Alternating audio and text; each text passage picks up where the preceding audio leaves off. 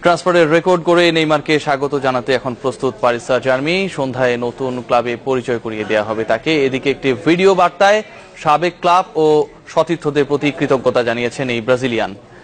এই নতুন তারকার নাম খচিত 10 নম্বর জার্সি ইতিমধ্যে চড়া মূল্যে বিক্রি হচ্ছে।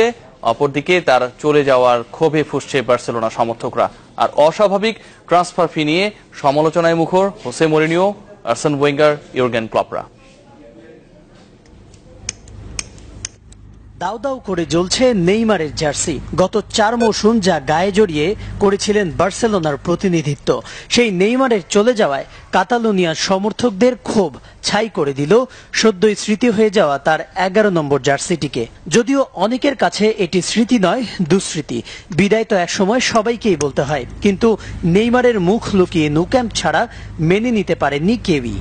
The overwhelming emotion that we feel is definitely betrayal. Fans are very angry with Neymar.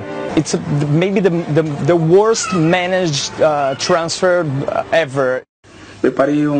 যদিও পিএসজিতে চুক্তি নিশ্চিত করার পর একটি ভিডিও বার্তায় সাবেক ক্লাব সমর্থক ও সতীর্থদের কৃতজ্ঞতা জানিয়েছেন নেইমার। জানিয়েছেন মেসির সাথে খেলতে পারা তার জীবনের সবচেয়ে বড় অর্জন ছিল। দাবি করেছেন পিএসজিতে যোগ দেওয়ার সিদ্ধান্ত একান্তই তার। এজেন্ট ফি বাবদ পকেটে 40 মিলিয়ন পাউন্ড ভরা তার বাবা নেইমার সিনিয়রের নাকি কোনো ভূমিকাই ছিল না। কাতালোনিয়ার সমর্থকরা আমাকে যে ভালোবাসা দিয়েছে তা ভোলার নয়। এই ক্লাবের হয়ে আমার কোনো অপ্রাপ্তি নেই। মেসি, তোমার সাথে ড্রেসিং রুম শেয়ার করতে পারাটা ভাগ্যের ব্যাপার, কিন্তু ফুটবলারদের